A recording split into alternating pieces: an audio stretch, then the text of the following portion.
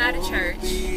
I'm on my way to meet Harold because we took 2 separate cars because we thought we were going 2 separate places after church, and it turns out that we're going to end up at the same place. So I'm on my way to meet him. This is my song. So yeah, I'm on my way to meet him for the Saints game. And it's raining like crazy in Atlanta, y'all. Like, it was super cold. I'm thinking I'm just gonna throw on like my little duster coat and be cute this morning. And it's cold and it's raining. And I'm just thankful that at least I had the coat to put over my hair because I'm so tired. Hold up. I'm so tired of wine curling my hair and then Jesus deciding that he needs to water the earth. Like, come on, Lord, let me make it. Let me at least make it to the car. But you guys, my pastor taught on enduring. I don't know if it's my accent, why I can't talk, or if it's just like this when I get on camera, because I promise y'all, I speak correct in person. I speak correctly in person. So yeah, he taught on enduring trials and renewing and rebuilding your faith and pressing through tough situations. That's what he taught on this morning, and it was an awesome service. It should be up on YouTube probably by Wednesday or Thursday. So if you guys want to check it out, you can go under the Gathering Oasis. That's my church. You can check it out on YouTube every week. And on Sundays, if you guys don't have anywhere to go, definitely check us out on Periscope, because they Periscope the whole thing, prayer and worship, and I know you guys would enjoy it. So yeah, I bet like cars that be passing me be thinking I be turning up to like hip-hop music, but I be going so hard to gospel songs, y'all. Like, y'all don't understand how these songs be touching my heart. In my little car vlog today, my car chat, we need a catchy name for these guys. Y'all have to help me come up with a catchy name. Chelsea Chat, chatting with Chelsea, chatting in the car, I don't know, but I'll get it. Gotta bring it to me. But you know what I want to talk about? I wanted to talk about being afraid to worship, but I want to get my music right first. I want us to talk about being afraid to worship, because I think a lot of young people deal with like being afraid to worship in church, even being uncomfortable. See, there's an accident right there. Dang, man, I hope like they're okay.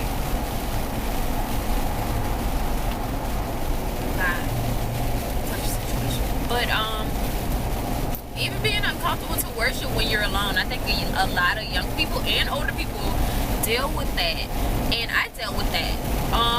If you guys have been following my channel for a while, you know I said even though I grew up in church, all of that XYZ, I didn't really give my life to Christ until December of 2014. I didn't really give my life to Christ. That was the moment I really was like, okay, I'm gonna live this, I'm gonna walk this. That was the moment when I was like, this is it, I'm gonna do it. Prior to that, you would never catch me worshiping in church. Would I clap? Yes. If I was at a church that was like an entertaining concert, would I clap and might maybe dance a little? Sure. But I never purely worshiped God in public or in church. I never did that. That was never me. I never did that. And partly it was because of how I would look to people. Like, I didn't want people looking at me like, you know, what the hell?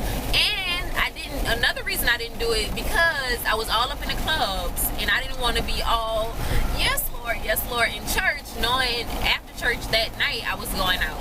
So I was uncomfortable. I cared about what people thought, and I wasn't living it. What did I just roll over? I wasn't living it, and I wasn't comfortable with it. And I feel like a lot of people deal with that. December, when I went to church at my current church, I went to the New Year's Eve service, and I never experienced what I experienced at that service.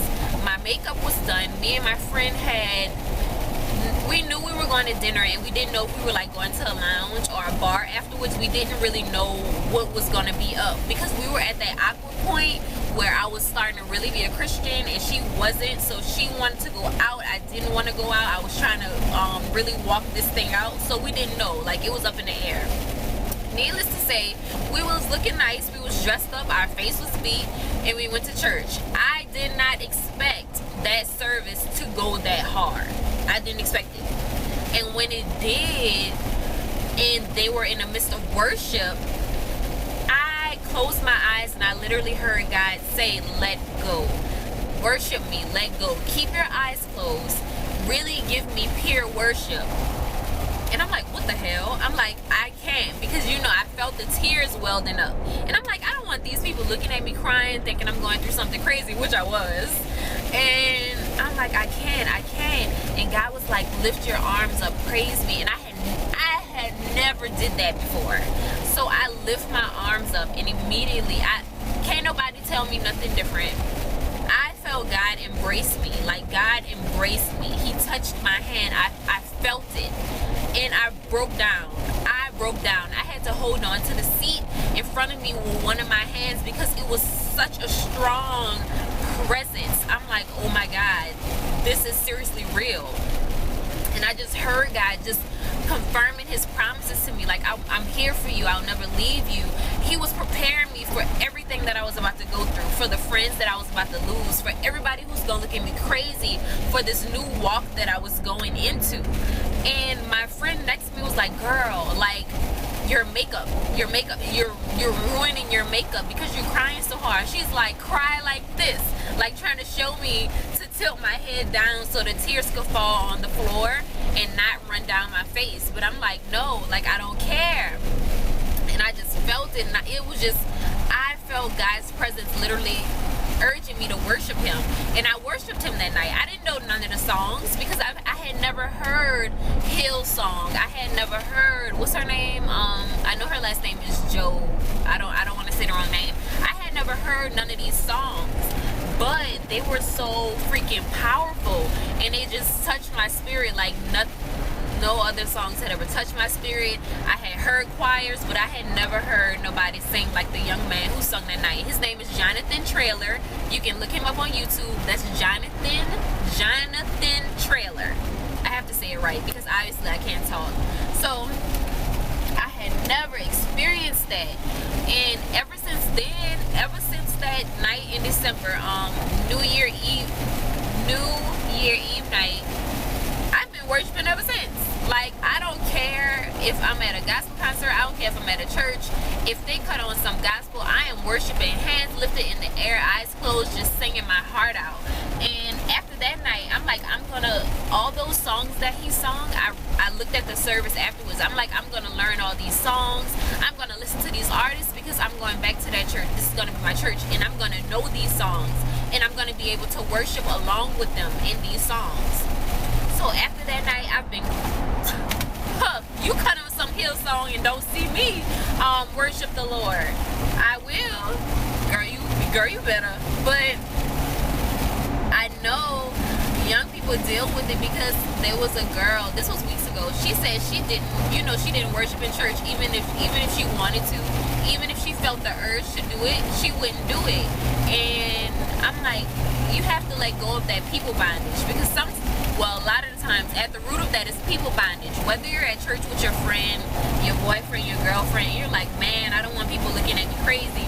But how crazy is it that we can get down, we can do the nay-nay, we can hit the climb, we can do all these weird dances, but when we're in church, we can't simply raise our hands and praise God, the person who wakes you up, the person who makes sure you're clothed, the person who keeps you safe, even though you don't know he's keeping you safe. Like that accident I just saw, that could have been me. There's little things that God does that we don't see that he's doing, but he's doing them. And just because we don't see it, just because we don't experience it, don't mean he's not on the other side, making sure that drunk driver actually pulls over to the side of the road, making sure that person who has a blowout gets on the side of the shoulder quickly before you come along and it affects you. And we can't worship him, we can't give him pure worship. Now, not saying everybody worship is gonna look the same. Somebody's worship is not gonna look like mine, and that may be true. But if you know you're holding back from God in your worship, and you can't just say, oh, this, wait, what is that? And you know you're holding back, and you know you can't say, oh, this is just my personality to be this way, this is how God makes me, you know, I worship on the inside, or whatever it may be. But if you know you're holding back, you really need to let that go, y'all. I promise you, it's something so beautiful when you can just lose yourself in worshiping God. Like, when it's all about Him and it's not about you, and you don't care how you're looking with your hands up in the air, you don't care how you're looking praying and saying. Now, I'm not saying act the fool and hit the nay-nay in church. That's not what I'm saying. I'm saying when the Holy Spirit moves you and you lift those hands up and you pray and you worship in a godly manner and you worship God, it's something so beautiful about that. It really touches your spirit, and it ministers to you. It ministers to your spirit, and it might be ministering to that girl on the left side of the church who's ashamed to get up and do it, but she's looking at you and she's like, she's my age and she's doing it, I can do it too, I can worship God too. So, and it's not just, that's a whole nother video. It's not just about us all the time. That's another video. But if you're that person shouting and screaming at these football games, if you're that person getting down in the club, if you're that person that can turn up with the turn up, but when you get in church, you literally just sitting there like, it could be a lot of things. You're maybe not comfortable. Maybe you feel like because you live in a certain way, you can't worship. Maybe your heart is hardened towards church. Maybe you have a hard heart, and whatever it is, pour it out to God. Pray about it and ask Him to show you. Am I ashamed? Is my heart cold? Whatever it is, God, penetrate that part of me so that I can worship you wholeheartedly. Because worship, like I said, it ministers to us, and it ministers to the people around us, whether you know it or not. So that's just my word for today. That's just something I wanted to get out there to you guys. So if that's something you're dealing with, I'll be praying for you, and definitely you be praying about it, because God deserves that worship, and your spirit deserves to be ministered to. And yeah, that's all I have to say. So I will see you guys. Oh, my camera was crooked the whole time. So I will see you guys on the next video.